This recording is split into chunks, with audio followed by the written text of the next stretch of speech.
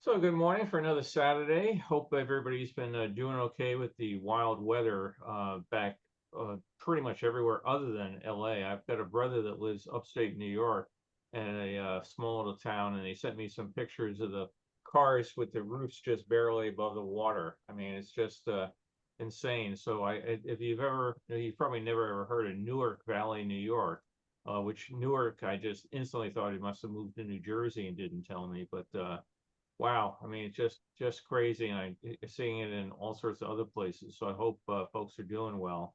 And Don, it was funny last week you mentioned the something empire, I think, or a kingdom, the Northern Kingdom or something. Yeah, Northeast Kingdom. I had never heard that, and then I get offline and there's a story about the Northeast Kingdom getting flooded. So you pick Yep. up some new knowledge every day. Yep, we don't get up there much, but yeah, it's a pretty part of Vermont. Yeah, I don't know if anybody should tell you, Don, but be very careful who's behind you. Oh, he's friendly. Oh, okay, great. Well, let me That's just the same get. place we got the bear last time is where I got this shot from. Yep, hang on, let me just get the first film queued up here. Bill, for what it's worth, we had a tornado up here in the mountains a couple of days ago. Oh, did you? Wow. Yeah, it wasn't a strong one. There wasn't any damage, but it was a tornado. Danger noodles, as they call them. Wow. Carolyn, where are you? I'm about 65 miles west of Denver, up in the mountains at 9,200 feet. Oh, yeah, Yeah, they always tell us you never get tornadoes up here. Well, it turns out we do. Yeah, I was surprised. I never knew that the Denver area got tornadoes. Oh, Denver itself does. Yeah, when we used to live in Denver. Yeah, years and years ago, I was standing outside the jetway.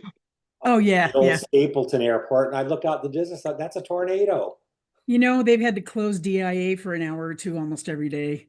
And people are standing out at there's a little outdoor place on B Concourse where you can go stand outside and get coffee and stuff. And they're taking pictures of all these weird looking clouds just to the east. Like 2 seconds after takeoff, on the east-west runway, you'd be in those clouds. And they were dark. It was really scary. Yeah, I went through one when I lived in Massachusetts, and you don't think about Massachusetts being big on the tornado list. So, well, for today we're going to do a bunch of movies that are in the queue. Last week, just for a little bit of explanation, last week after that, Carol was asking why the weird borders and stuff like that around some of them. So I just wanted to go through the whole process of bringing these things back to life. Today we're going to have a combination of 8mm and 16mm films. The 8mm ones I can clean by hand with I basically put them on a movie editor, rolling through, and I have matter of fact, it's within arm's reach, a nice little bottle of something called PEC 12, which is a really great chemical to clean things off. And you use these little filters here called PEC pads, and they're very soft and don't do damage to the film. That takes off a lot of the crud that is on there. Then the next thing is to scan it. And for the most part, the scanner, somebody else let them in here. The scanner does a pretty good job. You can adjust the light levels, and I mentioned in the past some of the color levels. But I'm going to just show a quick example right now of how something goes through the scanner and then what you need to do with it next. So let me get share screen, and we're going to optimize for video clip. Wait, there's no sound today. So let's see, share. So this is just a brief clip of how this particular movie looked. And it's not a great movie. We'll see it more coming up. But you can see the colors are a bit on the blue side. One of the things on it, it's hard to tell. This guy did so many quick shots. But if there's any what you call jitter to the film, you know, moving through the camera, it moves around. So what I do is I run it through a program that tries the first step of bringing these things back to life. So you can see it's brighten it up. And now we're driving down to Las Vegas. And in this particular one, this is 1968 in Las Vegas. What I'll do next is I'll take it into an editing program, and I'll try to take out any bad frames of, you know, the sun just glaring or things along that line. I can also start taking this bright film and dial it down a bit in brightness. And then I will crop it so you don't get this top and the bottom. If you look up at the top, particularly over in the top left, you can see all sorts of fuzzy stuff. That was dirt that was within the original camera when he shot it. I don't know why my volume would be low. Let me look and see if I can figure it out. Carol's saying my volume is very low. Are other people noticing that? I can No, hear you're you. good. Yeah. No, Sounds I'm good. hearing you fine. Okay. Carol, Carol needs to go to the ear doctor. yeah. Take the cotton out of her ears. Okay, no problem. So anyway, that was Las Vegas. So we're gonna get into some other stuff. So let's see, we're gonna go to Disneyland now. Sorry, Bill, what year was that? That was 1968. Thank you. Yeah, no problem. So And we're that gonna was go- all, what was that, 16 millimeter you said? that was 8mm. Oh, okay. Yeah, so 16mm, I have to clean. I can't clean by hand. I don't have a 16mm editor to run through, and I've got to stand there trying to wipe pec pads on the film as fast as it scans. Not easy. So sometimes I'll just do it on the rewind, and it's the 16mm comes out better. We'll see in a moment. So now we're going to go to Disneyland in 1968. This guy took a lot of real quick shots of things. There's the dinosaurs up and adjusted the light better. So we're going to see real quick shots of things. He must not have a big film budget, but then every now and then he'll take one particular thing and it'll just stay on it for quite a while.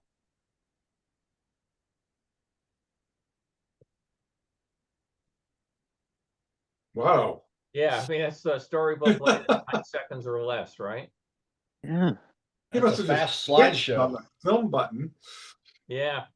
Yeah, it's like a slideshow. I thought the same thing, Brock. But a fast slideshow. Yeah.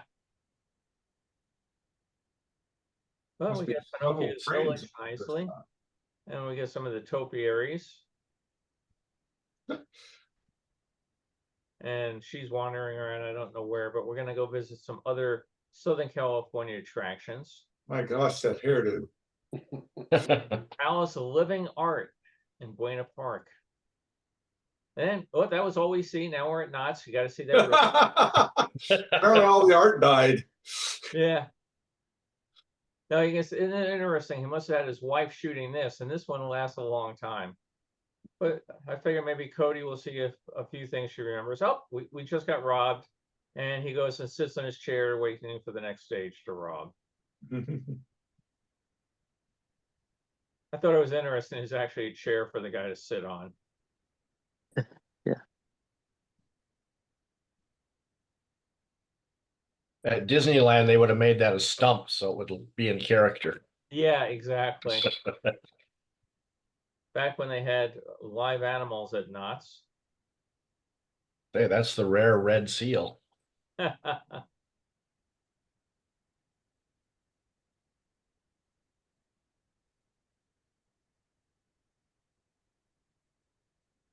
Weird fountain.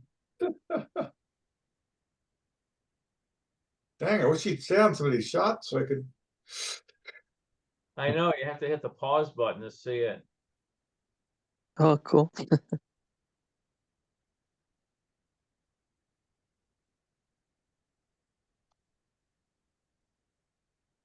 Okay. That's the stuff when you get this stuff on eBay, you have no guarantee what you're gonna get, right? So, and now they go off and I'm gonna spare you his trip to the Grand Canyon. This was the same guy that did the Vegas shot, right? That's Because right, it looks yeah. like, yeah, the same Yeah. dirt on the gateway. Yeah, yep, same one. So now we're gonna go to Disneyland, and this is this is kind of interesting. This starts, it's the Carson City Nevada High School Band takes a trip to Southern California. And one of the things they do is they go to Disneyland. So let me get that one. Let's see, 71 here. So we're going to go to Disneyland, and then we're going to see more. Well, actually, I think it's first in Marineland.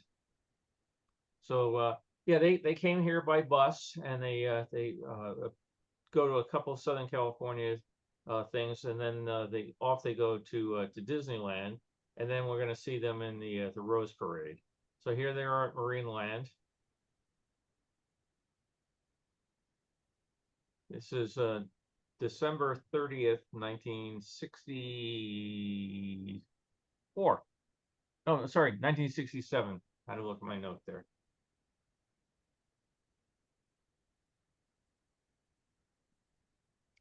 The film wasn't dated, but luckily it was written. Carson City High School band saw when they appeared in the Rose Parade, and since they only did it once, it was kind of easy to go back and figure out the dates.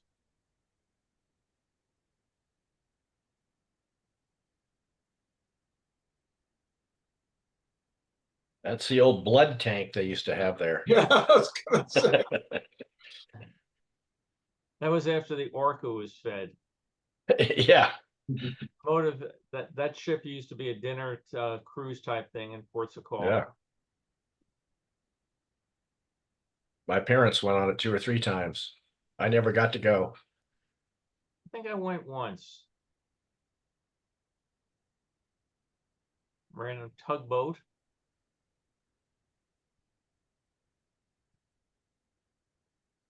Oh, we have the obligatory picture at Knott's. Unfortunately, the guy didn't do the best focus, so it comes out kind of soft focus throughout a lot of this.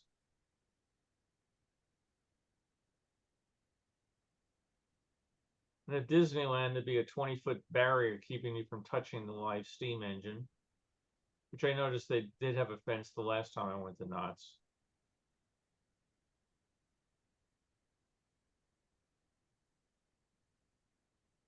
For those who haven't been there, that's the mine train ride. Still running. Yeah, it was a big remodernization a few years ago, improved the characters and stuff. Yep, yeah, it's cool actually. You did a good job with it. Yeah, the original characters are pretty crude.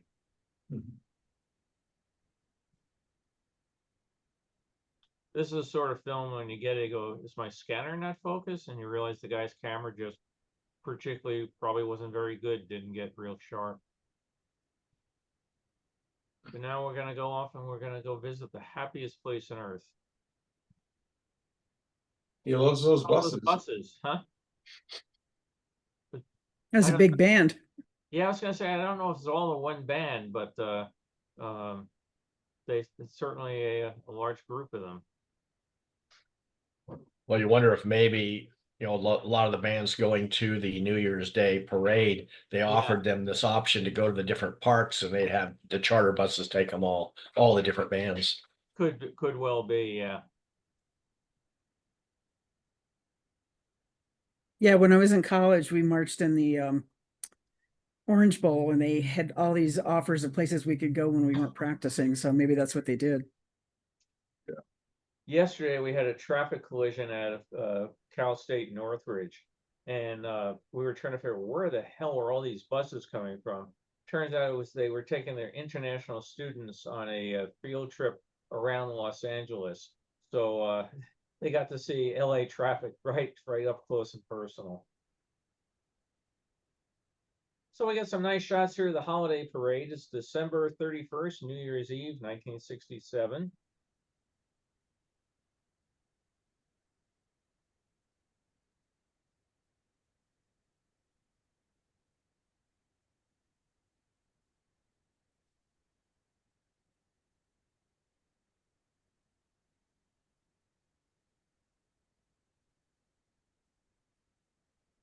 I haven't seen some of these characters before myself.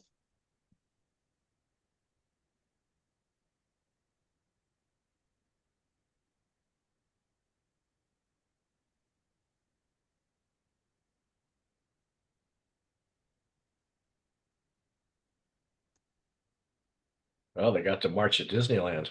Yeah. Yep, here they come.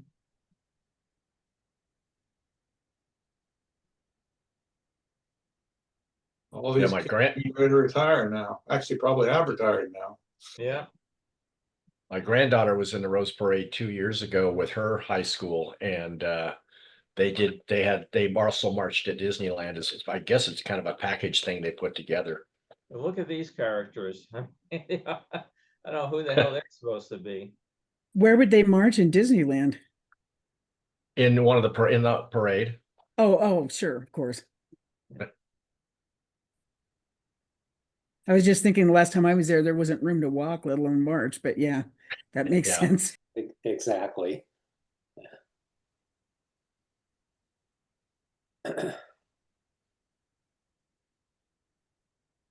Well, those costumes look toasty.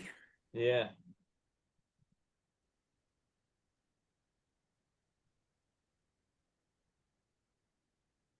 In the background, you can make out the House of Tomorrow. Up at the top, the star rotating on the Matterhorn. They don't do that anymore, do they? Oh, they haven't done it in years. Yeah. And just in case you didn't know, that's the end. But we got to see some more of Disneyland. The Columbia passing Fowler's Harbor.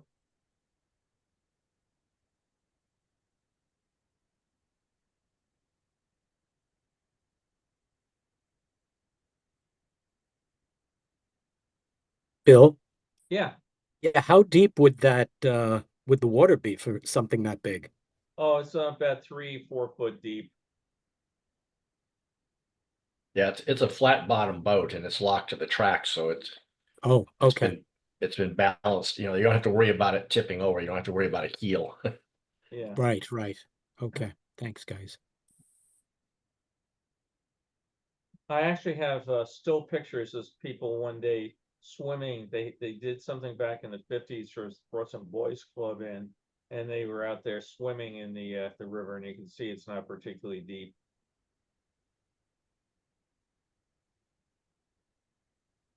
But today I would not swim in that water. Matter of fact, if you work there and you have to go into the water, they have to make sure you have gamma globulin shots.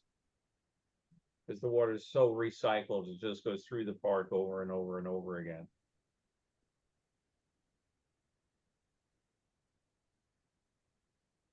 The keel boats.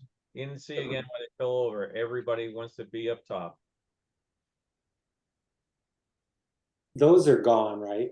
Yeah, what they had an accident, I think in 1987, where there was a big load of people up top, and unfortunately they weren't checking for weight, and people have gotten heavier in the 30 years they were operating, and a wind came up and hit it, and it flipped it over and dropped everybody into the river. So luckily no injuries, but that was the end of the keel boats.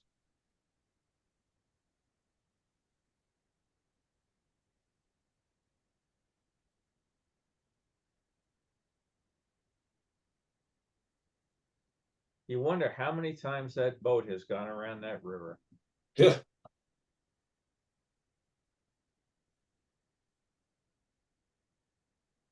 Could it reach to the moon? I'm sure there and back several times. It's sad that they're getting rid of all this at Walt Disney World. I know. There's the star. You can see how it rotated. They brought What are up, they replacing it with at Disney World? what's that? It's a What new. are- It's not all the water is not going to be completely gone from what I know, but Yeah.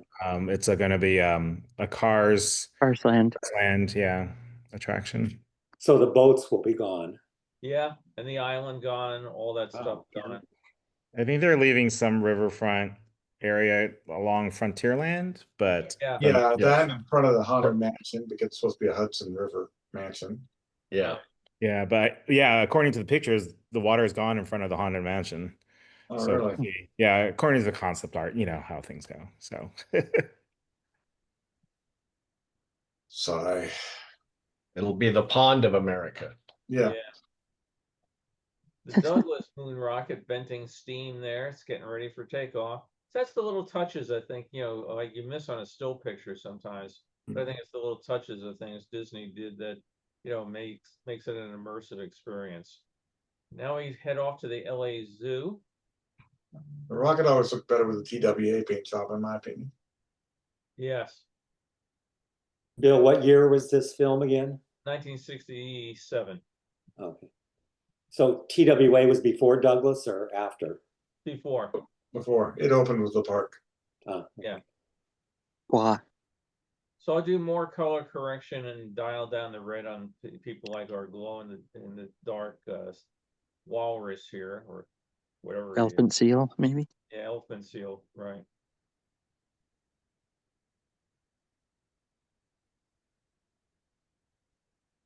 That's why we're getting to see it in the raw, with because it does take more time, scene by scene, to adjust the colors and stuff.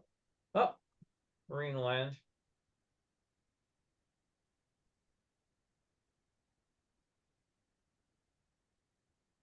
You can tell it's Christmassy type time. Everybody's dressed in warm clothes.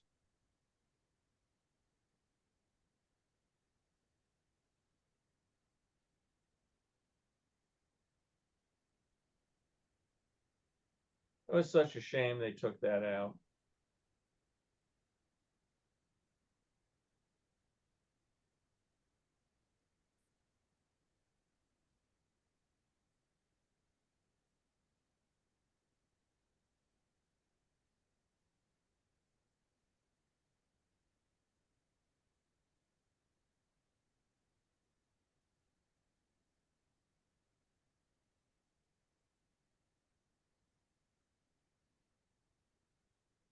Watching this makes me think about when my daughter was young. She really wanted to have a dolphin, and she kept trying to think, why couldn't we put one in the pool in the backyard? Well, I may have mentioned this before. We had a float on the Rose Parade that had a life-size dolphin on it. So as a surprise to her, after the float, we brought the dolphin home and put it in a cradle at the end of her bed. So she was at school, and kids like, I have a dog, I have a horse, I have a cow, whatever. And she goes, I have a dolphin, and nobody would believe she had a dolphin. So some friend of hers came over from school and saw the dolphin at the end of her bed and went back and told everybody that Margot does have a dolphin, which now they were all convinced it lived in our swimming pool. We had that dolphin for quite a few years until it was made out of carved styrofoam, with whatever beads or seeds or something on the outside of it, and it finally started to deteriorate. The glue just kind of eats it away. But then, how do I get rid of a life-size dolphin? So it ended up in the trash in pieces over a couple of weeks. But yeah, she was very proud that she. She was so into dolphins that when we rebuilt the house after the earthquake, the floor tiles in her bathroom have dolphins on them. So whoever buys the house next is going to wonder, what the hell? Why are there dolphins in this bathroom? Margot has been here. Yeah, right. And it could have been worse. She could have liked something like a warthog. I don't know.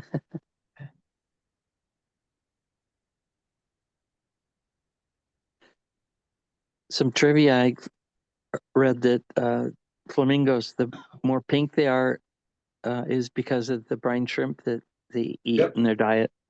Yep.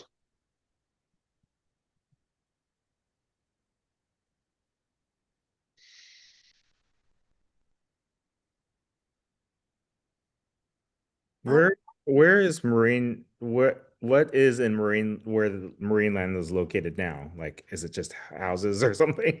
No, it's a luxury resort. The name is something like Tervana or something like that. Terra Nova, Is that what it is? Yeah. I think it is, yeah. They tore out everything. Of course, Marineland was a mess, and now it's a big resort. Yeah. Yeah, thank you. But they still have the dolphin that was at the beginning. You could go in. I think they still have that up. Or they're talking about putting it up. The statue that used to be like when you enter the parking area. Hey, can somebody look up real quick, who is the Grand Marshal of the 1968 parade? It's like Ronald Reagan. 1 second. Or hang on, is this 64? Let me look at my notes here real quick. I can't read my own handwriting sometime.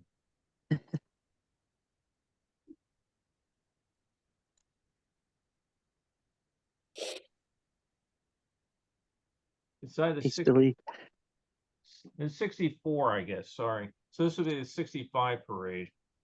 65 parade? Yeah. 65. Okay. Grand Marshal. 1 second. Like Arnold Palmer. Arnold Palmer, okay. Yep. Oh, Palmer. Out there with a glass of iced tea and lemonade. There's the Queen's float. Yeah,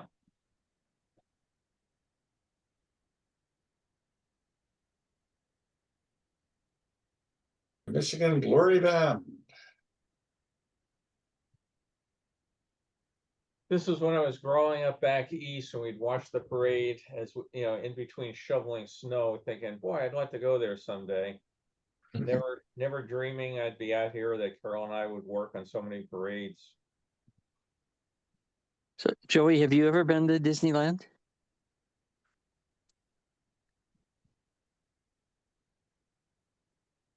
Guess he can't hear you. I might be muted.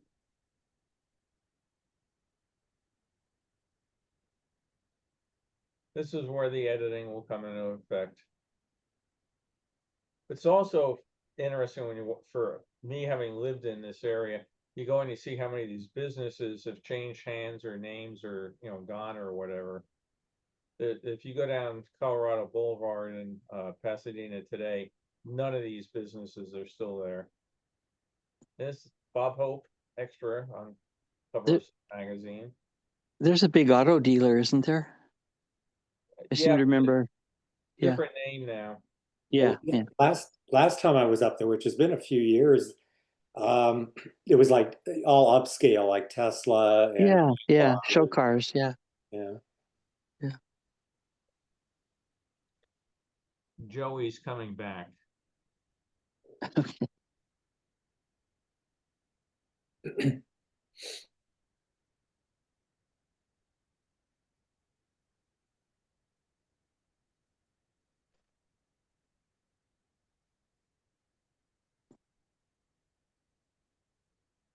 One thing I can tell you is they really pack you into those bleachers. So if you're trying to get a picture and the guy in front of you decides it's time for him to have a coffee or something, good luck getting your pictures.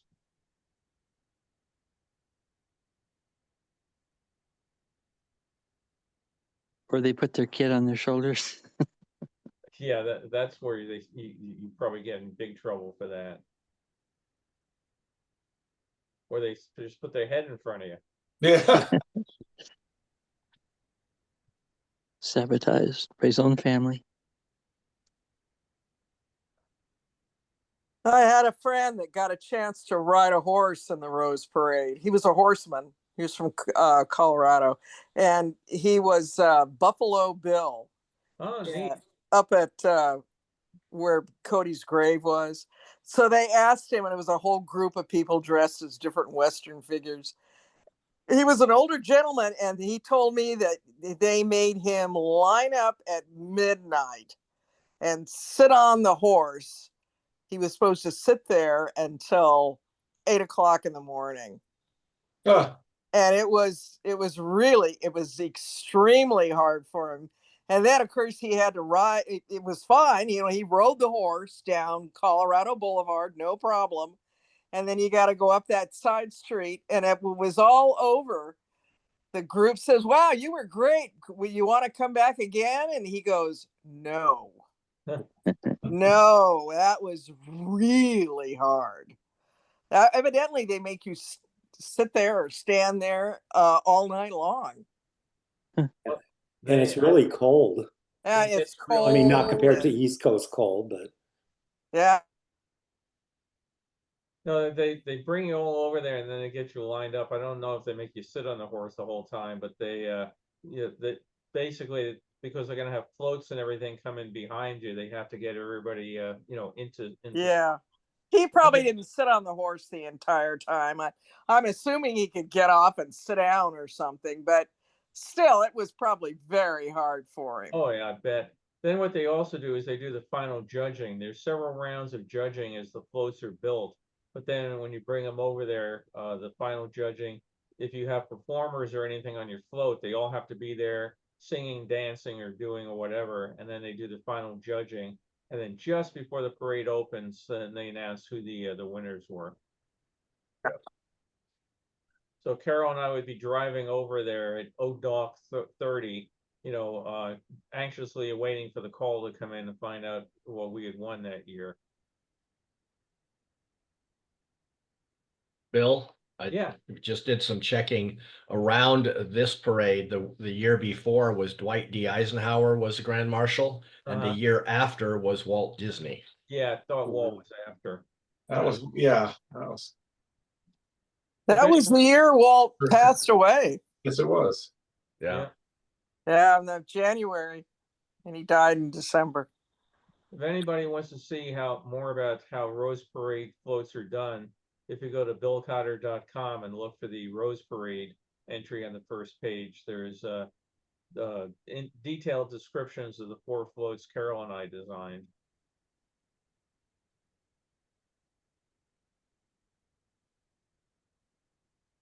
Those people got a nice view up on the roof of that building there.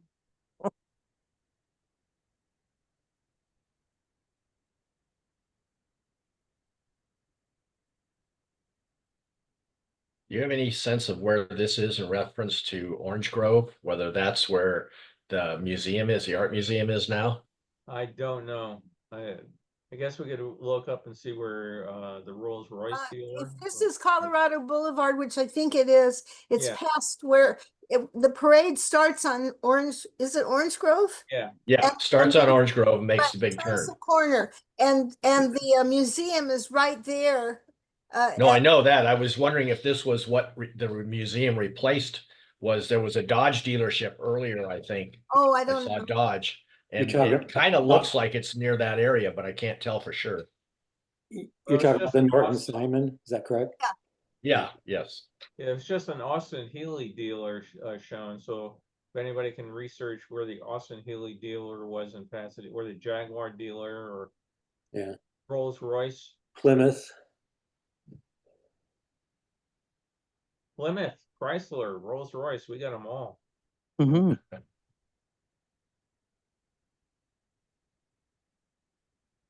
So this is the same guy with the cameras look slightly out of focus. Yes. Yeah. Yeah. Yeah, and it may be that he just had a bad, cheap camera with a cheap plastic lens on it. Right. Well, isn't it because he probably wore glasses and he tried to focus it so he could see it? Because I remember reading something recently that said the automatic focus was the best invention that they ever came out with for doing movies. It's interesting to see some of these. Artificially. I'm gonna say it's interesting to see some of these trophy names that they don't have anymore. Like that was the national trophy, and they don't have one like that. Nope.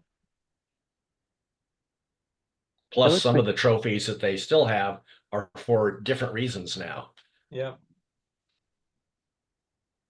The guy on the left obviously is wearing a hat, but somebody else just went by. It was still the age of men wearing, wearing hats out in public. Fedoras. Now, right there, if that guy for the building for lease, if they had leased it, they would have had big coverage. Yeah. Free advertisement. And was that Roy Rogers earlier? Could have been. It sure looked like him. And did you ever hear the story about when Roy had when Trigger died, and he had Trigger stuffed and put him in the Victorville Museum? And about what Dale said. Yeah, and then Dale, and she said, "I'm going to do the same thing to Roy when he dies."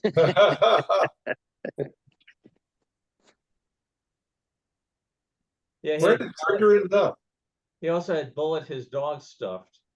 Oh, I didn't remember that. I think he had Trigger Jr. stuff too, and Trigger, the stuffed Trigger, is still around. He's at a museum somewhere in the Midwest.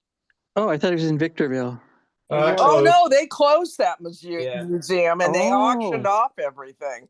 And for a while, some guy had Trigger in the foyer of his house. And then I guess they got tired of that. He's rearing up. And then they sold him, and he's somewhere in the Midwest at a museum. Good to know. Thank you. He's at the John Wayne Experience in Fort Worth. Great. There's San Antonio, Texas for you. Along with his dog. Yep, bullet the dog. I don't know what happened to the. You could have gone and bought the stuff. I mean, they auction off Dale Evans' plastic saddle. Yeah, it was all for sale.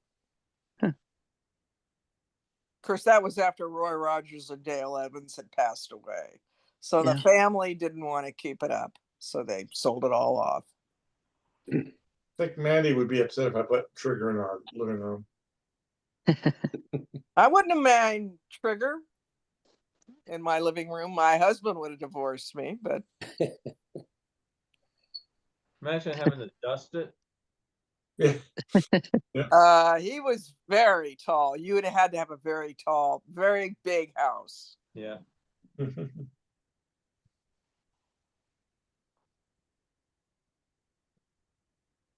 parade seems longer in this than it does today. There's many less floats than we're seeing in this parade.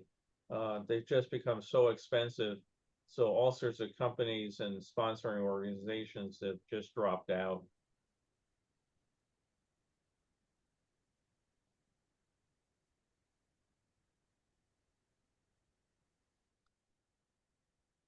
The last couple of years, Carol and I worked as tour guides for one of the big float building companies.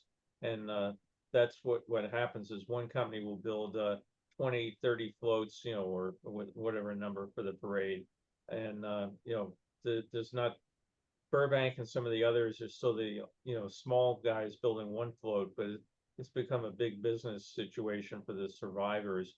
And one of the surviving float companies just went out a year ago. So that, it's another consolidation of the industry.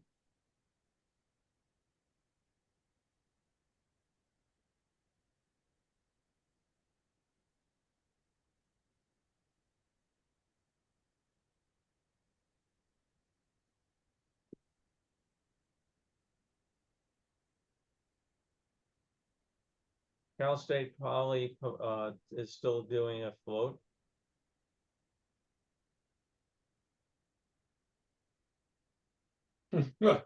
Like this one. That's Don's trail cam.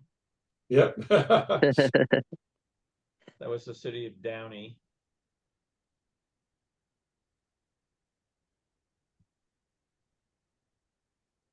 What does it cost to be in the parade now? Is there a registration fee in There addition to is. everything else? There is, but it's not the fee to be in the parade for a float is pretty small because they really want you in there.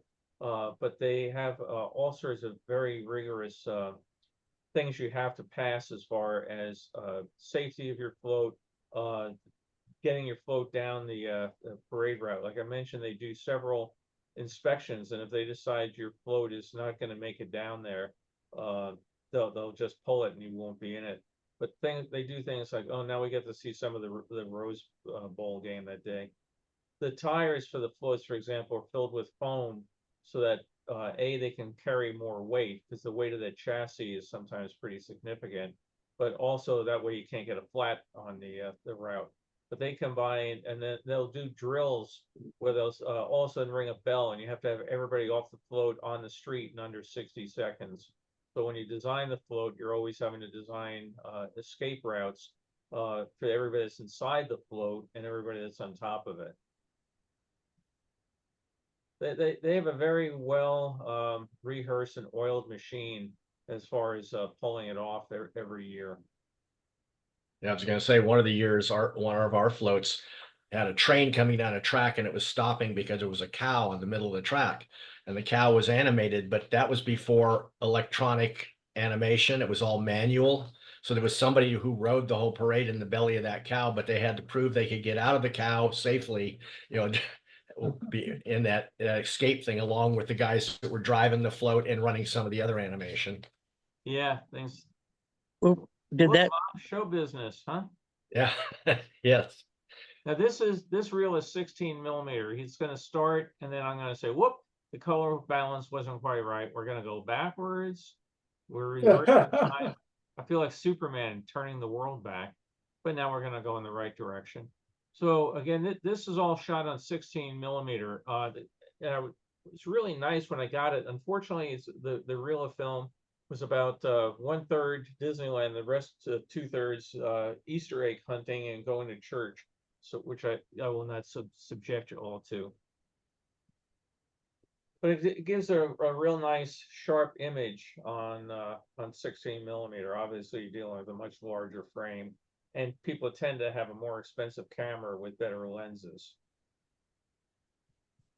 So we're high above Disneyland, going to the places you can't go no more. I wish that was still there. Oh yeah.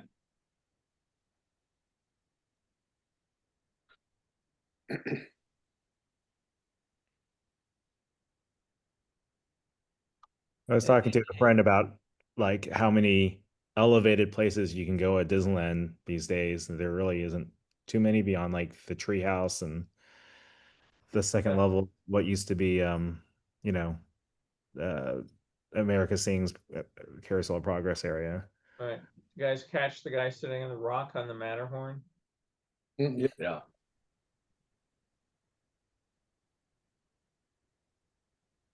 Skinny Mermaid, you happen to see. Now I want a tuna sandwich for lunch. Yep.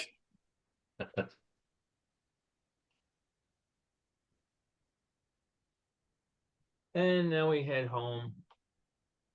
We will not see the rest of their day. And like I said, really nice footage. It went on and on and on.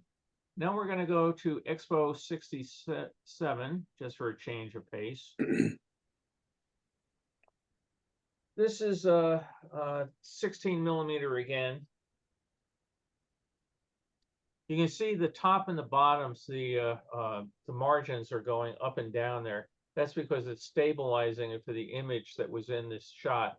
And that you can see how much the shot was moving around as it went through the camera, just based on how the borders change. So we're at the La Ronde amusement area. This is the Rub-a-Dub ride. Cool. Bill, is there a way you could crop out the top and bottom? Yes, I will do that. Yeah, Oh. that's the next step of the process. I'll adjust the brightness. That's a snake there, by the way, was a slide. You went into the tail and you came out the snake's mouth. That's the Gyrotron, the ride that was supposed to take you into the pits of hell. And the ride was much more interesting on the outside than it was on the inside. Yeah, the next step on this, Randy, will be to crop that out, to do a little artificial sharpening in some of it, another round of color adjustment, and then finally some digital dirt and scratch removal. This one's actually pretty clean. Yeah, again, I was very happy because it's hard for me. I actually cleaned this one the way I mentioned before, rewind it and just holding the pads there to try to clean it. So again, this is still out. That's the weather station for all of Expo, that little dome out there. So they would predict what the weather was going to be. And you could come by boat and moor here and go to Expo. It generally sold out, so it was a reservation only marina. And oh yay, Molson's Brewery. They used to give a good tour. I don't know if they still do.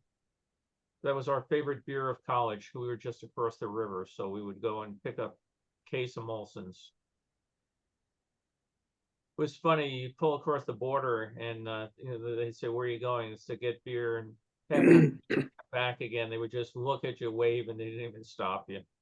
But you could get a free, not a free, but a duty-free case of beer per person. So we used to go to people and say, hey, come to Canada with me. And the guy, I don't want to go. I said, I'll give you a free 6-pack if you go. Okay, for that, I'll take the ride. Ride over, get the beer, come back with it sitting on his lap, and off we give him one when he got back. Thailand transported from the 64 fair and expanded for Expo. The barge there and the other building to the barge is all new. The building to the right was expanded. Bigger restaurant, more exhibits.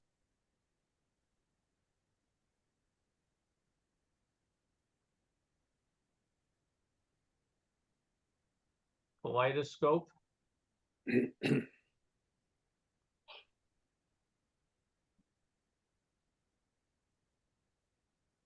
There were all sorts of boats you could take rides on. They were motorized, but you get a motorized sampan, gondola, all sorts of things.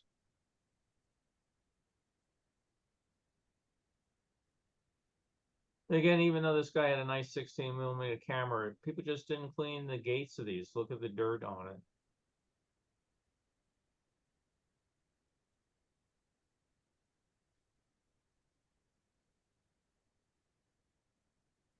Inside Mexico, display of a famous altar. Back out, Great Britain, France, Ethiopia.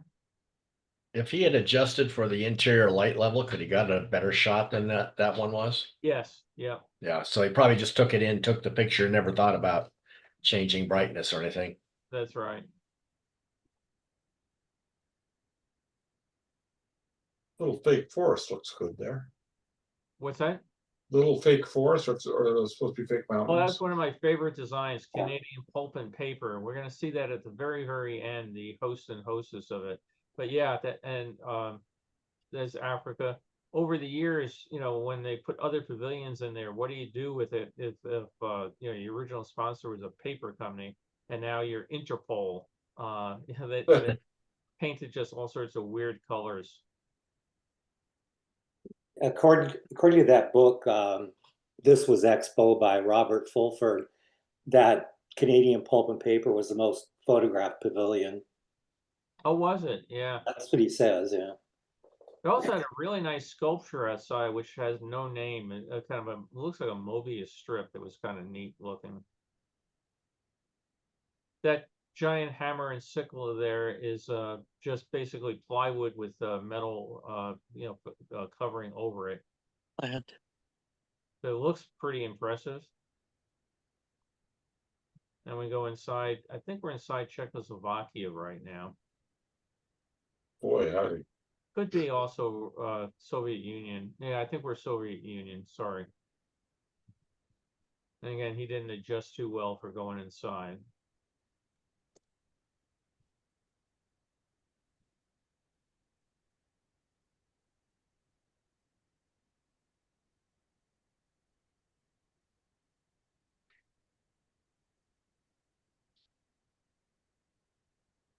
All the Arab nations in that low building in the center. Sermons through science. USA shot from USSR. This is all out on the balcony of the USSR pavilion. Our USA pavilion there was one of the coolest ones we ever put out in the World's Fair, in my opinion. I agree. We're still inside the USSR, so we get to see. I mean, the two pavilions went for totally different things. USSR had all the rockets and hardware and atomic reactors, and you go over to America and Ragged Ann and Andy dolls and American headdresses and giant pictures of Bogart. Did they have the lunar lander there then? I thought they Yes, put they it. did. Yeah. It was a mock-up. Yeah, the top level, if you went all the way up to the top of the US, they had some actual space-flown hardware from the Apollo, one of the test capsules. Oh, you can see here China's closed because they had a fire, so they were repairing it from the fire. But they had a space-flown Mercury and Gemini capsule, and then the test capsule for Apollo. And then mock-ups of the lunar lander, Surveyor, Viking, a number of other ships. The USSR pavilion was taken down and is now in a park in Moscow. I think they're currently renovating it from what I've Yes, read. they are. Right. There's the futuristic phone booths with those domes overhead. You know, it's so weird. When I was up in Montreal last, I talked to people who live there, and pretty much anybody born after 67, this whole thing is like ancient history. Oh, It's just yeah. too bad, you know. Just totally forgotten. So this is outside Canadian Pulp and Paper. So come on and see our live musical show, and we have next performances coming up in just a few minutes. But yeah, they got to wear costumes that match the motif of their pavilion. Let me get to the next one. They here. should have had pointy hats. Yeah, yeah. So now this guy is going to take us to Florida, and let's see here. Nothing. Okay.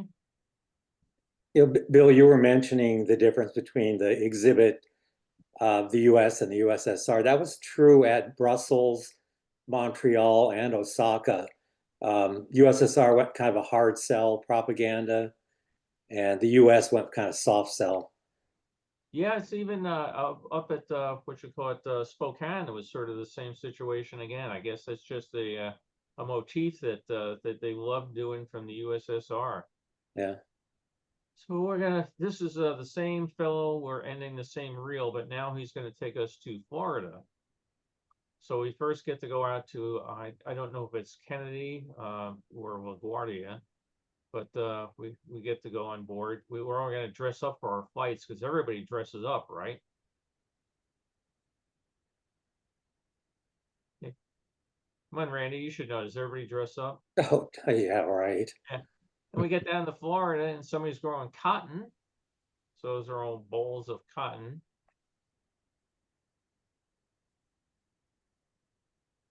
You know, when those cotton balls get rotten, you can't pick very much cotton. And those old, yeah, cotton fields back home, right? The tower there, by the way, was a forest fire lookout tower, just like they have upstate New York. But now we get down to Daytona, where you can drive on the beach.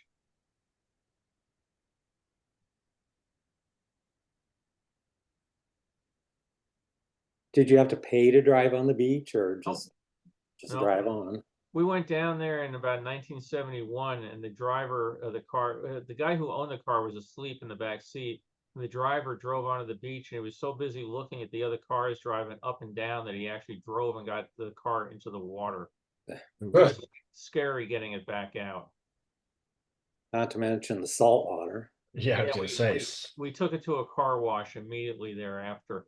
What was also funny, you remember about that trip, we were trying to figure out where to stay, and and they were arguing we'll just sleep on the beach. And I said, I don't think you can do that. So we actually went to the police station and went in. There were all these people handcuffed to benches and water fountain pipes and stuff. And I walked up to the front desk and said, is it legal to sleep on the beach? And he pointed to everybody in the lobby, says, they all tried. Wow.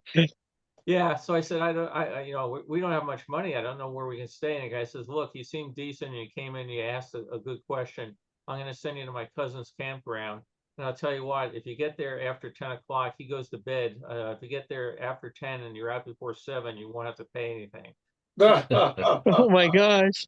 Yeah, we sat outside the place at 10 o'clock. We watched the lights go out in the office. At 11 o'clock, we rode, or 10:30, we rode as quietly as we could, set things up. We got out of there the next morning. It worked great. On the way back out of Florida, we said, hey, you know, we've been down here for a week. Let's save some more money. We stopped there again. Wow. Yeah, I'll never forget. They all tried. Yeah. So did Marineland of Florida close before Marineland of in California? I don't You know. know? I don't know the closing, the history of this one, because they had both Marineland and they had SeaWorld. And Yeah. I don't know about Marineland of Florida, what the outcome of that became. I know it was closed by the mid-70s because for some strange reason, my family stopped and toured the abandoned site. Oh, wow. Which I wasn't into abandoned parks back then. It may have been the first one I ever went to, but yeah, that was mid to late 70s. So it closed before California then. Probably. Mm-hmm. Yeah, well, California was definitely later than that because we used it to do some studies I mentioned before for lighting for the Seas Pavilion. Ah. Now, California Marineland closed in the early 80s. Yeah. So yeah. Marineland in Florida was next door to another theme park, Africa USA. And this was one of those safari parks you could drive through. And for a while, they combined the two of them together so one ticket could get you into both. There used to be an Africa USA up in the San Francisco Bay Area. Yeah, yeah, right. They did the same thing. They combined it with something else up there. Yeah, because there was a marine park too. Yeah. Look at these guys. That was cute. Yeah. Some of this is shot there at the drive-through, and then there's also some footage on here for Busch Gardens. Be nice if they had labeled it. But oh yeah, there's a picture of her. Get a kick here. He's throwing raw meat to the lions to get them out of the road. Now, think about that. If the lion just wanted to go up into that Jeep and help themselves to the meat or the guy, doesn't seem like there's a lot stopping them. Yeah, I see on Facebook a lot of footage of African safaris, and cheetahs do that all the time. They apparently are less afraid of humans than a lot of the other big cats. We were in a drive-through park in England a number of years ago, and one of us put the window down in the car to try to get a better picture. And the next thing you know, a car came screeching up and yelling, "Put up the window, put up the window." They were afraid the lions were going to jump in or something. Yeah. Now, I'm not sure where some of this next part is. Beth has been down this area. Maybe she'll recognize some of the core or the buildings out here. I'm not sure where this is. Isn't that, yeah, I like the boat. isn't that It looks like a boat. Vizcaya or something like that? Starts with a V. Oh, is it Kenya? Something like that? Yeah, yeah. This is Kaya. Yeah. Okay. By the way, I stand correct about Marineland. We also got to another site because apparently it didn't close till 1983. Yeah, there were a couple of the parks. There was one down near Miami that closed. And we're going to get down near Miami further as we get down there. If you want to get an advanced thing for giving us a history lesson, somebody can look up Sunken Gardens.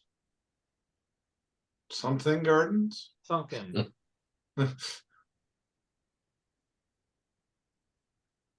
Sunken Gardens. Oh yeah.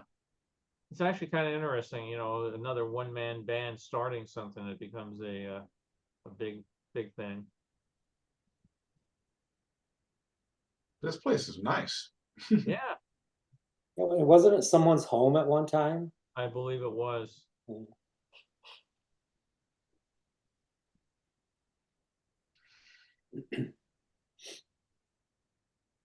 Couple of retired nuns. Now we're going to go on a airboat ride of the Everglades. Which if you've never done it is a real kick. I mean, you're going along. Well, first of all, definitely bring earplugs. It's louder than hell. But you go along like this, and you just see this hummock of you think, oh my God, there's a hill. No, it's just taller brush, and we'll just smash right through it. You can see the bugs. You also smash through a lot of bugs. But I thought the airboat ride was just fascinating. Yeah. There actually had been a TV series in the 60s about some guys running around in an airboat, and it was, amazing how many misfortunes of things they came up with week after week after week to solve in the Everglades. But More than Lassie. yes, yeah, right. They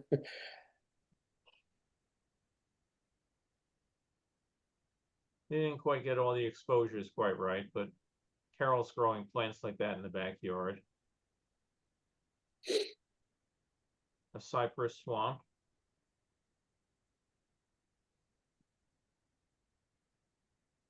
TV series was called Everglades. Yep. One season. What year was it, Don? We're 1 second. And who was in it? I'll get you all that information in 2 seconds here.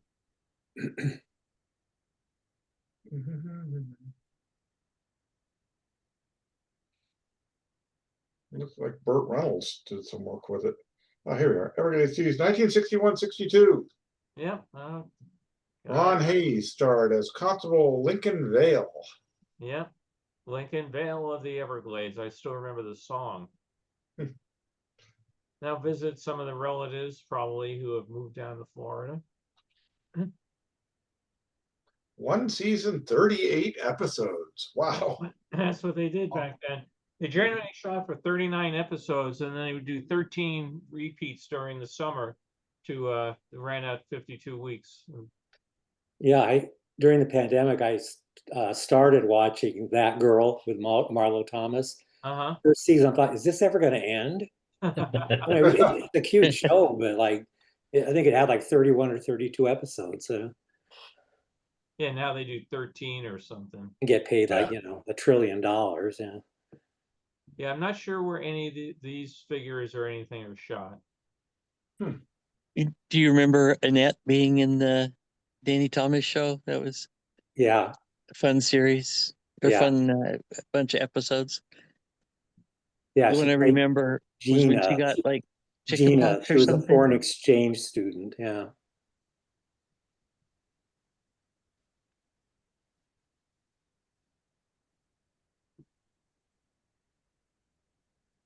Busch Gardens now. You can tell the big A back there for Anheuser.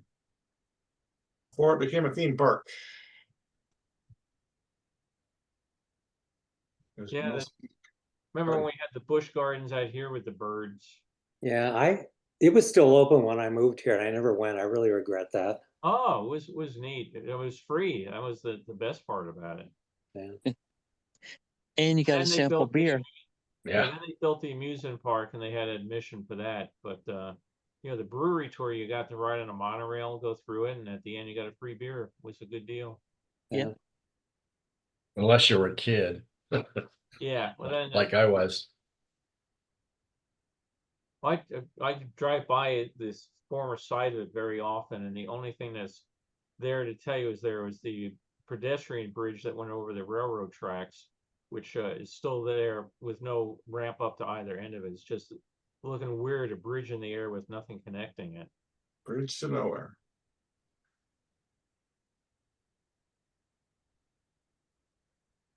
So I had a little monorail ride around here that you could view all the animals from. Right out there by the highway, it looks like.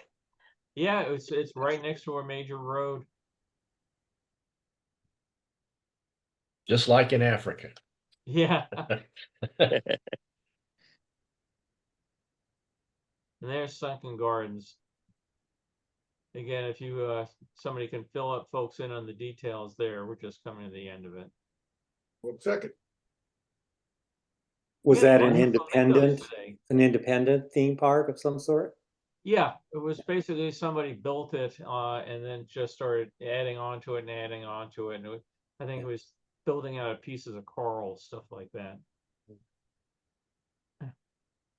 Now this next one, this is a souvenir film which turned bright red that I'm working on restoring for a railroad group on online, and we are off to Hawaii.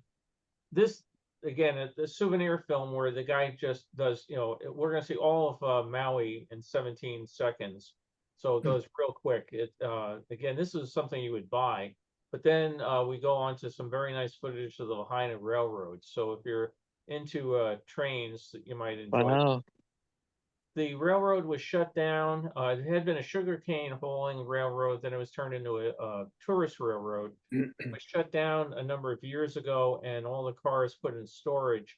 Luckily, they were the station burned down in the Lahaina fire, but the rolling stock is all still in storage, and they're working now, talking about how to bring it back into operation.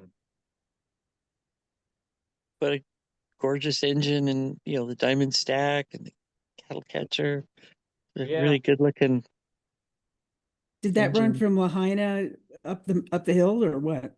It ran for about 8 miles, and I'm not sure where the terminus was. They have 4 locomotives, I believe.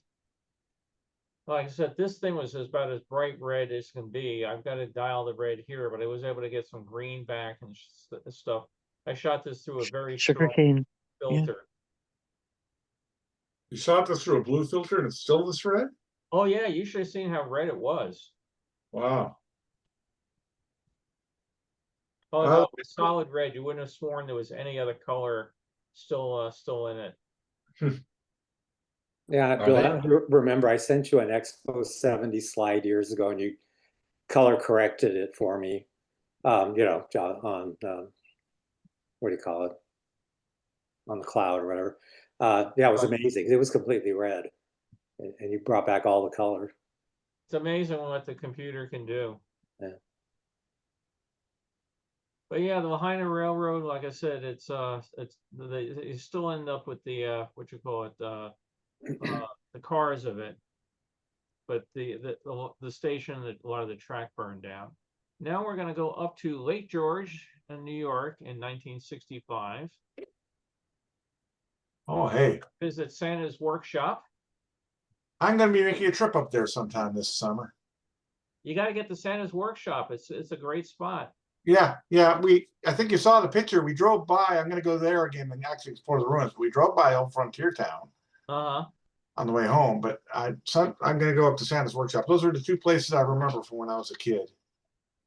Yeah, I was looking at this thinking how much fun he's having and how the kids of today wouldn't enjoy that at all. You have to have, 3D augmented, whatever. This guy sets a new record for giant smudge at the bottom of the screen, dirt in it. Oh, yeah.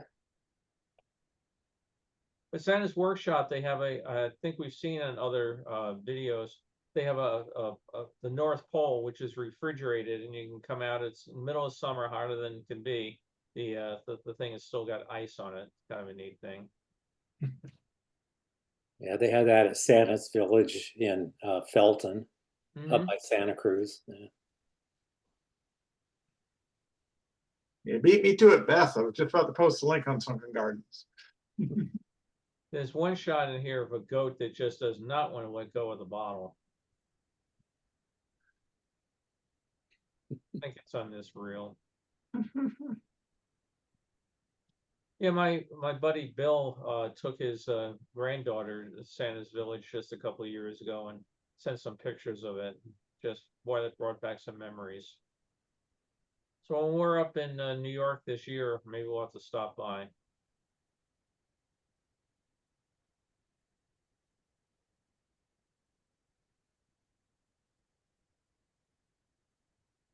So does it still pretty much look like this? Yeah, yeah. Really? And it still, I believe it still has a post office, and you can go and get your mail postmarked for North Pole, New York. Mm. We had movies before a couple weeks or months ago of this guy doing this bird act.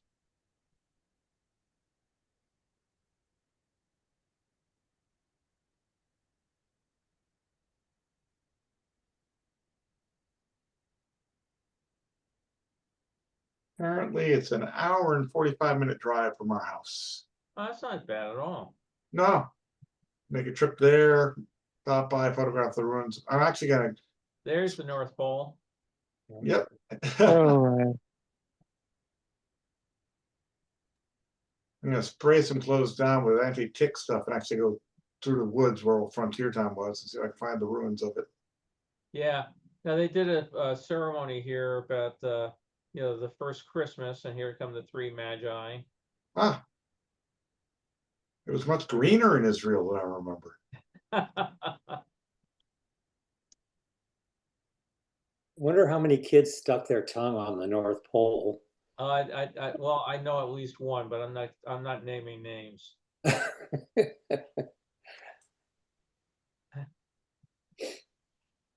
Father Christmas.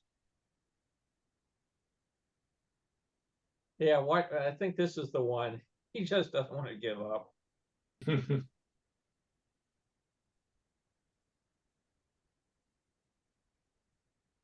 That goat or lamb knows that it's found a good thing here. Yeah, gimme. Here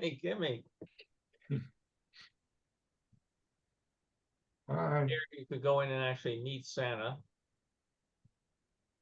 This was super, super dark. I was really glad I was able to salvage this part out. I can work on some of the colors and take out some of the grainy and the little green spotting that goes on. yeah, Barbara's there. Yeah, because of course, what do you want to do when you go to a theme park, right? To get a haircut? Well, of course, haven't you heard of Santa Barbara? Oh, Oh, ouch. Bill, do you have that lever to pull? Yeah. all in favor of voting somebody off the island? So anyway, I hope that brought back some memories of fun spots. Like I said, as a kid, we went up to the Adirondacks a lot. There were so many of those little theme parks and places to go to, and I think they were just great. And I've mentioned it before, Arcadia Publishing has a book on theme parks, or kiddie parks of the Adirondacks, it's called. And it captures quite a few of them. It's great fun. Before we go, Brock had something he wanted to share with us. So Brock, let me make you co-host. Okay. Should I go ahead and share? You should be able to now, sir. Okay. And that. Sure. Okay, there was a couple of questions that came up. This isn't part of the question, but it's just a little fun I had. If you remember when I gave the presentation, there was a term when I was describing this stamp, which was for the Hudson Fulton celebration, about the two ships were shown anachronistically. And I was kind of surprised nobody asked me about that, because when I came across it in my research, I had no idea what the word actually meant. But in case you don't, essentially what it refers to in this context is not of the same time or era, meaning these two ships, of course, obviously were not on the water at the same time in history. But it got me to thinking, because of the fact that they were celebrating both the discovery of the Hudson River and exploration of it, and then the first practical steamship running, testing and running around on it. So those were two firsts. There was also another first that happened with this celebration, which was the first public flight of the Wright Flyer, up and down the river, where the public could actually go and see it without having to stand outside a gate, a long ways away from some military installation where they were test flying it for the Army and so on.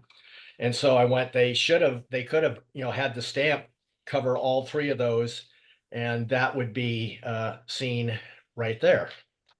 So I took an image from another stamp that actually had the Wright Flyer on it that happened to be the same color, and put that into the stamp. So if you guys notice, we've got all three anachronistically shown there. So it's just a little fun I kind of wanted to have with that. Hey, Brock. Good job. Yeah, that's a great job, Brock. But one thing, you ought to add a periscope coming up. Yeah. Well, I was trying to figure out how to put the little canoe underneath it too, but that would have been a little clunkier, and I just thought, no, this works. This kind of comes in there, and so kind of fun to see these historical events all happening at the same time. You mean like the landing pontoon thing that they had? Yeah, that he had on it in case yeah. you had to crash land on the river. Yeah, so right. At any rate, so that was that. Now, but one of the questions that came up was about the first full color stamp. And so what we're going to look at here initially is early attempts to create a full color stamp, or the illusion of a full color stamp. This was the Winslow Homer stamp that was called Breezing Up. On the left is the original painting that it came from, and on the right is the interpretation that was in it. And when I go to the larger scale here on the stamp, you can see that, essentially all it was bands of different color that went through, creating the illusion of the sky. The boat, if you'll notice, that's also has been done through the engraving process. So that's an engraved image there, and everything's kind of red in it except for the front part where it's brown. When you go and you look at it blown up a little bit, you can see in the original painting they were, the guy had a red shirt on, and even the sail had a lot more different detail and stuff like that. But that was an early attempt to give a look of a full color stamp, but it really wasn't. It was like about 6 colors that ran through on that. The next one was for the Maine 150th anniversary of the statehood of Maine. And this is a painting of a lighthouse in Two Lights, Maine. And so when you look at it, it kind of looks like it's just like the painting, but when you see it blowing up, you can see that it's actually, this process was both lithographed and engraved. So the lithography brought in the broad bands of yellow and this some of this red and stuff like that. And then you can see where the sky is really a bunch of dots. They were just engraved into it, and a lot of engraving detail for the lighthouse. And you can see the registration is kind of off on it too, which when you look at it, I'll go back for a second to that first one. At the smaller scale, because it's the exact same stamp, it looks pretty good. But when you get up close, you see the red misregistration on part of the roof and things like that. So again, another early attempt, but just done in three colors as three separate colors, not the blending process that would eventually occur. And another one was the Apollo 8 shot of the moon. There's the actual photograph on the left. There's the stamp. And when you go to a blow up of it, you can see even the black of the sky was through engraving. It was done with three cuts, a horizontal cut and two vertical, or I mean, crossing cuts through it to get the blackness of that. Then they dumped in some brown shading, because again, this was both lithography and the engraving, and some blue, and then with the black coming over it for detail. And it gives a pretty good look of it. And when you again at this, when you look here, I tried to make it so this is probably a little larger. If I take this down in scale, you'll see the stamp as a smaller, about the size it may have been. That might be a little too small. And, you know, it looks like the photograph, but in fact, it was not a true representation of that.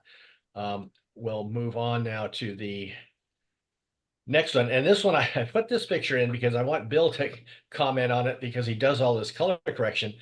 You can see that there's the stamp and there's the image on the right. This happened, the only image I could find that was a really good image of it was already cropped down on the internet. But you can see it, and you can see how it's the same colors. But on the left is the exact same painting, with obviously the colors changed. But when you analyze the change that occurs to most of it, it's like, okay, that could be a little darker reddish brown or brownish coloring to it. But how you go from this green to this almost maroon color over here, I don't know if maybe he didn't do two paintings of the same thing. It's really kind of strange. So I thought, you know, Bill could look at that and consider, you know, what he sees on his films and when they go completely red. But, you know, the red influence, while it's there on, say, the book, for example, it's not that much redder. You know, when you look at the green of the wood and that, like, say, almost maroon color on the left side. Well, I'd be looking at the one on the left. The thing that I would be looking at is the sheet music, and that seems very, very red on the left. So I'd be trying to set the white balance based on that sheet music, which I think would give you the results you see on the right. Okay, well, that might be. I just was surprised at how different the wooden part of it looked, where everything else was, looked a little darker. Yeah, I think somebody shot it and didn't do, you know, whether they use indoor, outdoor film, whatever. But again, the white balance is, I think, off on the left. Yeah, but again, this stamp, when you look at here, there's the stamp, and you're probably seeing it about actual size, look pretty much like that painting. As you blow it up, you start to see a little difference. And when you really blow it up, you can see, again, it was lithography. They laid in a color of blue, this yellowish color, the brownish color, and then came in with the engraving that gave it all the darkener, you know, shading aspects of it, a little bit of a sense of grain, but also just darkened it up. So with how the eye fools you as things get smaller, you know, your eye fills in things. Now we'll finally get to the first full color stamp ever done by the United States Post Office. It was not printed by the Bureau of Printing and Engraving. It was actually printed by a company called let me find it here real quick. Photogravure and Color Company in Monash, New Jersey. And so it's based off a painting of these two guys rowing, and so it was actually, and when I bring it to the next one where it's blowing up here, the interesting thing about this, the photogravure is usually a kind of a dot process where color fills in between. And I could never bring this up. This is, I've got some other stamps you'll see in a minute that you can see it quite clearly, but you can see the fact that, and I'll bring this up a little more, there is true shading on the arms and things like that. It isn't just one color, and there's no engraving to it at all. The interesting thing too, when you look at this, you get a sense, especially when you look at the gold around the outside and even the stamp itself, the ink was a much thicker ink. They actually made their own inks a lot by, grinding up minerals and stuff like that. And so I think with the newer inks today, they can get a much finer quality to it. I mean, this did a pretty good job, but that was in fact the first full color stamp. The second full color stamp, oh no, I'm sorry, we do this first. Again, an attempt to look at, when you look at this stamp over here on the left, it has a sense of, yeah, that's just like the painting, but when you see it here, and I'll bring it up even further, you can see that yes, color was laid in, but then there was all the engraving that was done and printed over it to give shadowing and texture and things like that. So it wasn't truly a full color stamp. It was just the illusion again of it. The second one was the Walt Disney stamp. You can see it, the whole stamp on the left here. And again, as I bring it up, you will see that again, the shading, especially in the facial color, it's true shading. It isn't, there's no engraving, no little tricks done there. Again, for what reason that this, again, I think it was the inks at the time, you can't quite bring up the pattern that you would see later on here on this. This was the first one, and that one was also done by another company for the post office. This one was actually done by the Bureau of Engraving and Printing. It was for the Missouri 150th anniversary of their statehood. It's from a mural that's at the Harry Truman Presidential Library. So this center part right up at the top here is what's in the stamp. And then when you go to this, you can see as you blow it up a little more, you start to see a patterning. And I'll even take it further here. The one on the right, you can really see that dot process where the different colors, this is now using the true CMYK color system where they overlay the colors and they're going in different areas, and through that you get a true sense of shading. So that's how that was done. And then I just at the very end here, I put in a more recent stamp. This was from 2014. You can see the stamp on the left, and it's a very, it's a painting.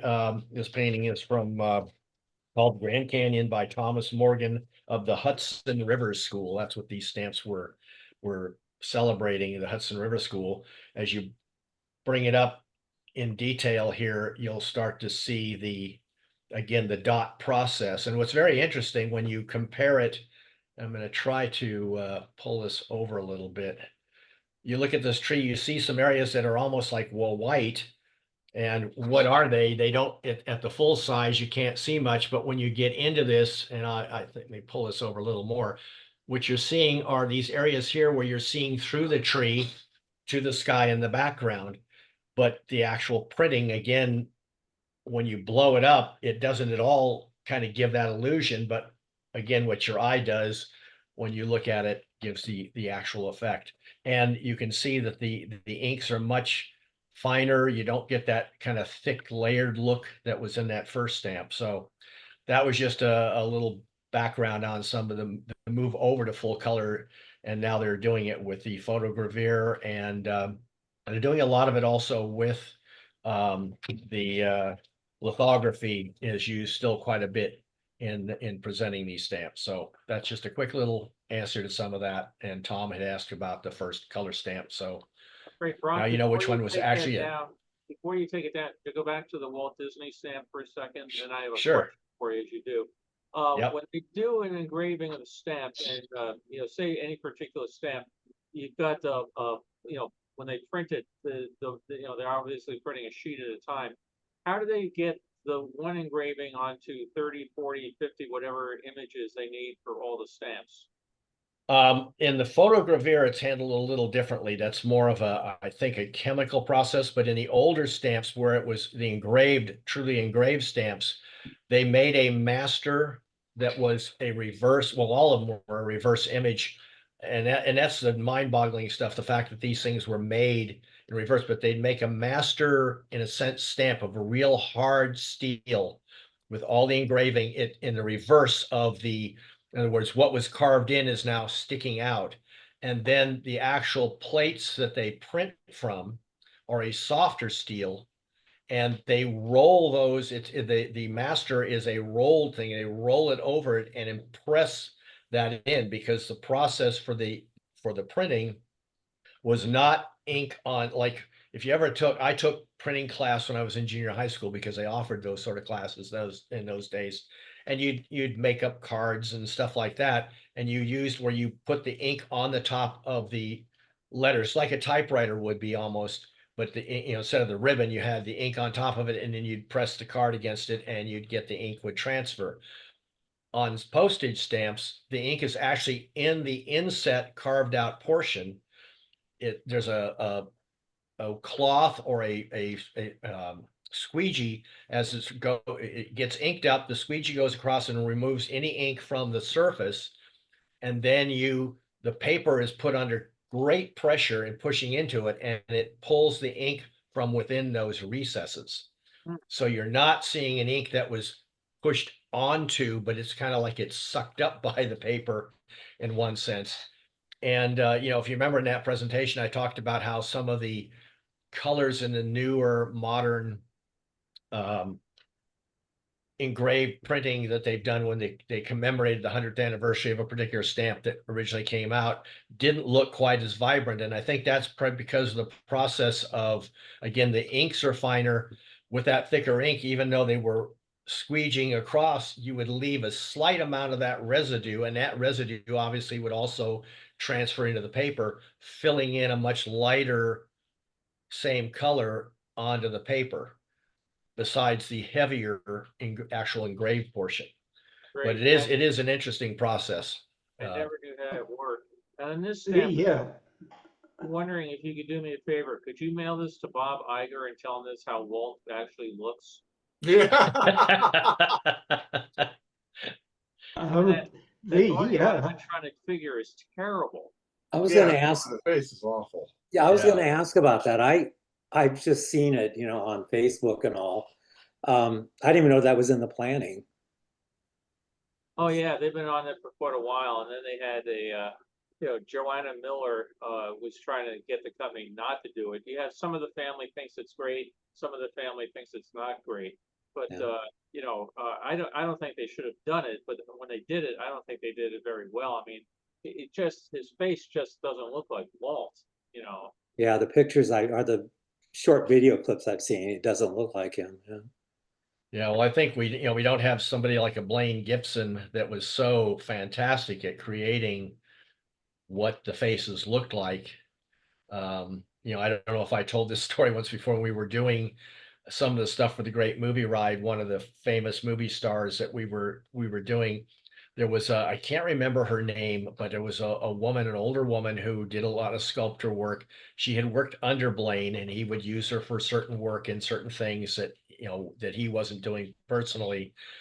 But when she was doing this one face, and we kept going in to look at it and to give the okay on it, and it just never would quite look right. And every time we talked to her about it, she says, well, oh shoot, I just blanked out on the name. John Hench came by, and he said I got the ears perfectly, and the next time I got the nose perfectly. But that's his way of just saying, yeah, you did a good job on the ears. She took that to mean everything was beautiful and perfect. But it's like, yeah, a perfect ear, perfect nose, but it still doesn't look like the person. And so, you know, you wonder, I don't know who they have doing sculpting now, and to get the look right, but it's hard to imagine that we would put out something that doesn't look like, you know, the real thing. Well, especially, I mean, if you're making of somebody, that's one thing, but Walt is so well known, there's so much footage of him. You know, people know what the guy looked like. I mean, somebody said they would have done better if they just modeled it off of Tom Hanks, you know, from Saving Mr. Banks sort of thing. But I mean, his face Yeah. is just too wide. That's what I thought, too wide, yeah. Yeah. It looks strange. So where, is it in the theater with Mr. Lincoln, or is it replace Same Mr. Lincoln? theater, but what they're doing for the first 3 months is just showing Walt, and after 3 months they're gonna go back and alternate Lincoln. It's basically two theaters. It's not like a giant rotating, but the Walt show is gonna show constantly for 3 months, and then they're gonna alternate. You know, on 1 o'clock Walt, 2 o'clock at Yeah. 8, 2. You know, that sort of thing, back and forth. Isn't it Walt in his office? Yeah, he's in his office, right, and he's leaning up against the desk, and he you know, again, I know the film so well, where he's talking about his brother, you know, his brother, the smart Disney. He didn't have payrolls and all that. You know, when Yeah. you know the stuff so well and you see it, and it's just not done right. I He's mean, a postal carrier. Yeah. yeah, I think we're going to probably see an upgraded Walt at some point in time that will just be slipped in there. And Well, they've spent a Go ahead. lot of money. I mean, the figure is very expressive, and he moves and does all that. So just look from the neck down, it's kind of realistic. But I mean, the facial stuff is really disappointing. Well, his face is just too wide. I think if they just narrowed his face, they'd probably Yeah. have it. But he looks like a very overweight Walt. The other thing they did was they took all the audio comes from different segments. You know, he gave a famous interview with the Canadian Broadcasting Company, where a lot of it comes from, and he did a various other interviews, and they put it together, and as they said, they normalized it because, you know, different sound, you know, it's shot in different places, Yeah. different microphones, different acoustics, and they try to make it all sound right, but it took out a lot of the timbre of his voice. It's Mhm. you know, just sort of taking all this and squeezing it down. You left out, you know, it just, the nuances, I guess, don't appear to be there from what, because again, I've heard those films. I have the CBC interview on video, and I watched that, and it's great stuff. And you've seen it before. It's been in the Walt Disney Story, and you know, Right. yeah, it's just I don't know, whatever next. The next thing I expect Disney to come out with a Walt Disney popcorn, and you can pop up his head and fill up the thing. Ew. Walt Disney Pez. Yeah. So anyway, I hope Hey, folks, a note about the halftone on the stamps. A common halftone screen is regular dots, but it's also possible to do a halftone screen that's random grains. And I wonder if that's what they did on the Disney stamp. Yeah, I'm not sure. I'm gonna try to get some other copies of it, and I scanned it at 1200 DPI, and it should have brought that graininess out, but it may be a slightly different process. But it was definitely completely different than the old style, where the only way you got shading and shadowing is through how the engraving was done, thickness of line, how close they were spaced. So that gave the illusion. When you saw that one of the painting with the violin, if you really study the violin, there's some darker wood towards the middle, and that was achieved on the stamp by overprinting a darker brown color engraved over the original lay-in color. And so that gives that illusion when it's really small, because again, your eye fills in stuff. I mean, the other thing on the Walt stamp, when I blew it up one time, I looked at it, it's like, wow, he doesn't have any teeth. It's just a white space. But on that small stamp, your eyes, you just assumed they were teeth because they looked like, and it was small enough that you didn't have to have the lines in there. They would have actually detracted from it. And so scale has a lot to do with all that. So great.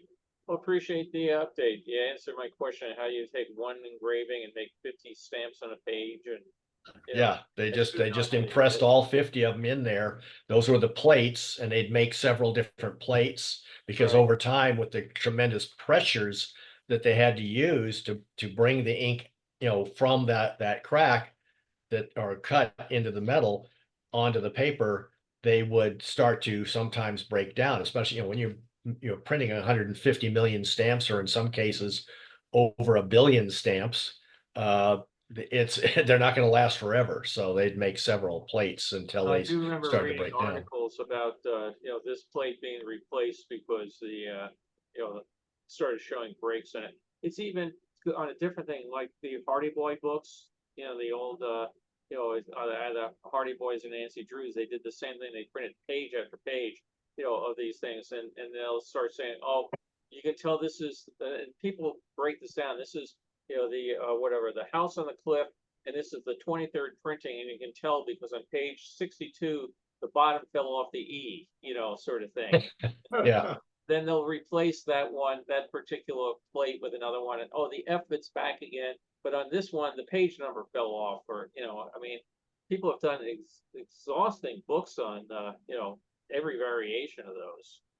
Yeah, well, as you remember the Columbian issue, the first commemoratives, with the landing of Columbus, there was that broken hat one, which that's what that was. It was a plate flaw where a portion of the plate broke off, or in this case, filled in, so that it was, no ink was in that area because there was something else in there, because of the way the damage occurred to the plate, and so the ink transfer didn't occur, and there are people who collect stamps that have all these little variation varieties. I've got a few, but I don't want to, it's fly speck collecting, I think you'd call it.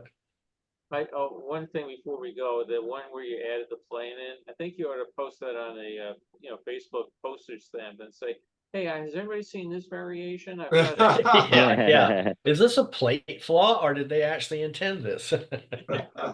He did a great job.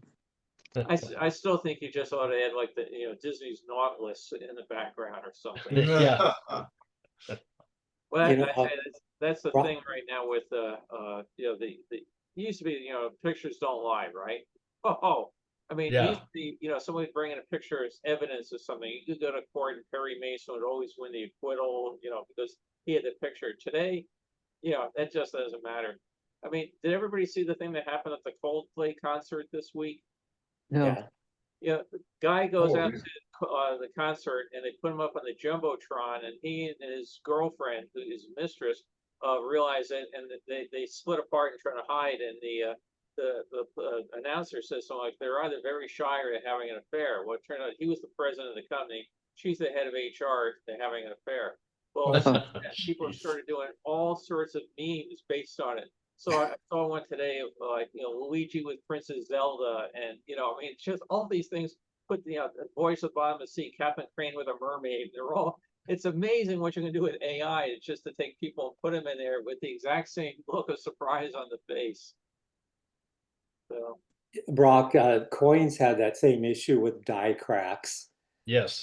There's a kind of famous variation on a 1955 Franklin $50. They call it the Bugs Bunny, because there's a die crack coming like just below his nose, and it looks like he's got like a buck teeth.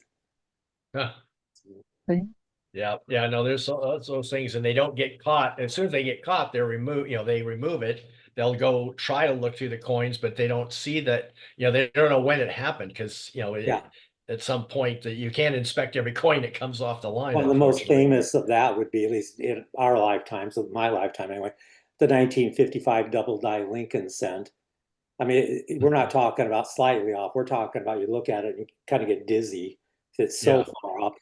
And they probably produced, at least I'm going to guess 10,000 of them, but nobody really knows.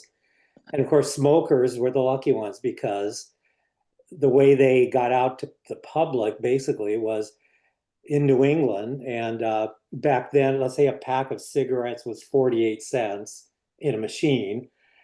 So rather than dispensing 2 pennies, they would cut a little slit in the cellophane and put 2 pennies in there. So your pack of cigarettes had 2 cents of change. And one particular vending machine company distributed all these double die Lincolns. That's, you know, now is in uncirculated red condition is a, you know, $10,000 or $15,000 coin. Yeah. I never heard that one. That's really neat. Yeah. God. Well, That's- now I'm wishing for a while I had smoked. I could have been rich. But you had to have been smoking in 1955, so And you had to be in the right place in the country, probably. yeah, and that too, yeah, because it's in New Yeah. England, right? Remember all those old vending machine, the cigarettes though? You would pull the lever, you know, they would go like a round knob, and you would pull Yep. it, and it- Sure. Yeah. And then then they went to push button ones. That was modern technology. Right.